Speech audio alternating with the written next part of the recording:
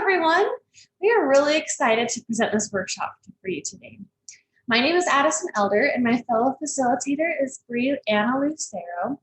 Bree and I are both seniors at the University of Wyoming, and we both share a common goal of wanting to help strengthen marriages and families in any and every way that we can.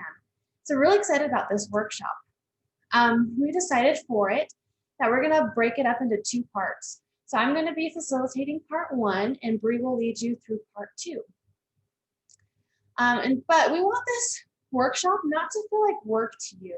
We know that life is busy and it is taking 30 minutes out of your day. So we want this to be an enjoyable time. So if you want, pause the video, go get a drink or a snack, get in some comfy clothes, and so we can sit back and enjoy this time together. There are quite a bit of interactions that we want to have with you during this workshop. We're going to ask you to pause the videos a couple times and fill out a couple worksheets, watch another video clip, and think about questions that we ask you. But again, we really want you to enjoy it. So seriously, if you need to, take a break and go get something and come back, and we'll get ready to rock and roll.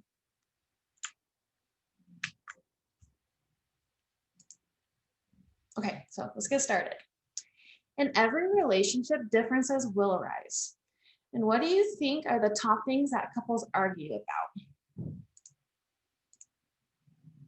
You may have thought of money. That's a big one. Everybody struggles with money at some point.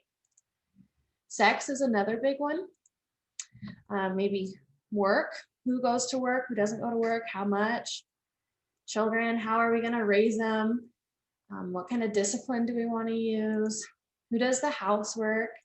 And maybe interactions with in-laws. Clearly, there are many things that come up over time in relationships that couples will not agree on.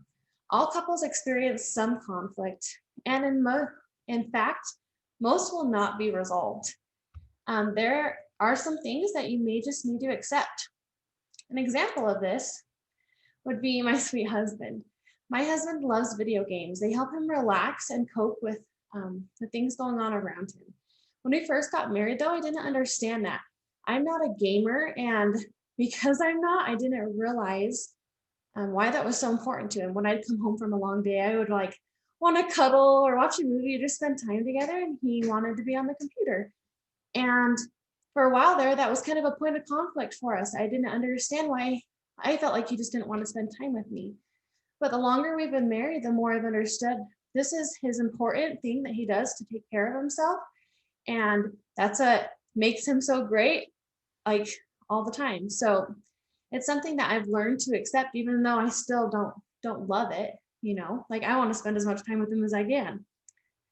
But it is better to think in terms of what you can do to manage your differences and your reactions during the challenges in healthy ways. So my next question is, where or how do we learn to handle conflict? You may have thought of your family, the people you grow up with. When you're little, you're constantly observing other people, and the way you see them react to things may influence the way that you react to things. You may also have thought of past relationships. That's a big one. Friends, or even media have an influence on how we react to conflict. So how we manage our emotions, the beliefs we have about conflict, and the skills we employ when confronted with conflict are shaped through relationship dances that occur over time. So it's much like this visual on the slide. The mountain terrain lays the framework for the flow of the stream.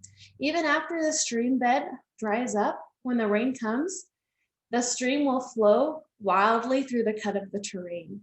Similarly, the conflict we have experienced in other relationships, especially in romantic relationships, have wired our bodies emotionally, physically, and psychologically for future relationship confrontations. So the heart and the brain will respond to future conflict based on these previous experiences. This is why we often resort back to responding to conflict in the same way we learned to do so in past relationships, particularly when things get stressful. And if you find yourself struggling to manage conflict in healthy ways, the good news is these skills can be learned, but they require intentionality and practice. And today we're going to explore what some of those skills look like, and we're going to practice them together. So if you've ever been in an intense argument or a highly stressful situation, you may have noticed that your heart rate started beating faster, and you may have like a quickened sense of breath. When we experience a strong negative emotion, such as anger, our whole body reacts. Let me demonstrate this for you. So I have this jar here, and this jar represents us when we're in a relaxed and calm state. When we're in this state, we can hear others more accurately, we can perceive things more clearly, and process information calmer than when we're not. So the other state is when we're stressed, and this happens through conflict. So during these times, our body sends out these stress hormones, and it's much more difficult to see through the bottle. When it's like this, it's harder to think clearly and process information before we speak. And this puts us at risk of saying things we might regret. So it's important to know how your body responds to trigger or to threats. What are your anger triggers? And I want us to take a moment to consider this. So next, we're going to pause the video and we're going to pull out the worksheet entitled Getting Worked Up. Take at least 3 minutes to fill it out. This will help you recognize how you uniquely respond to anger and certain triggers. If you are taking this workshop without your partner, this would be a wonderful activity to discuss together later on so that you can become aware of the anger signs and triggers of stress. I will wait here while you complete this worksheet.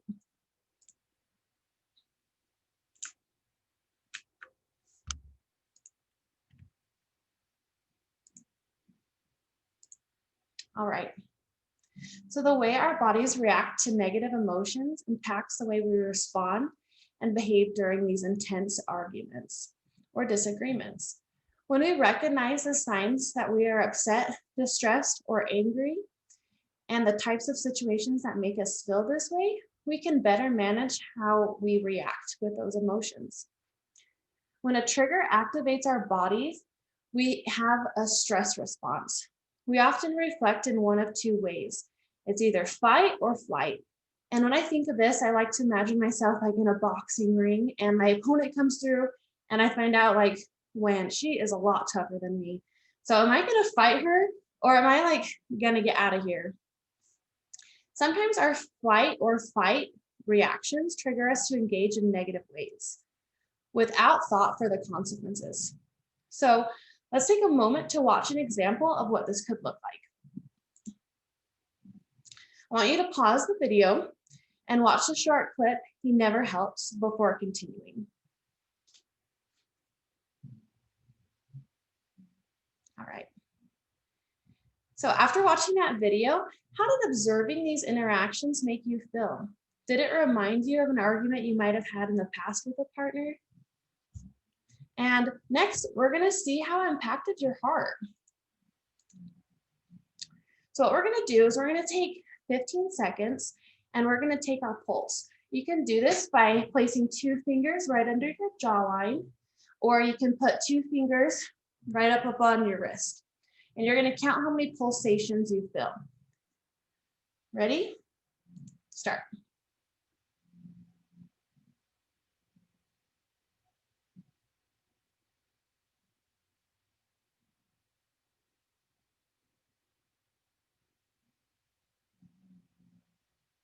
And time. Okay. So that number of pulsations you felt times by 4 is going to be your heart rate per minute. So I want you to write that down because we're going to address it later on in the workshop. But were you surprised at how much your heart quickened after watching that video clip?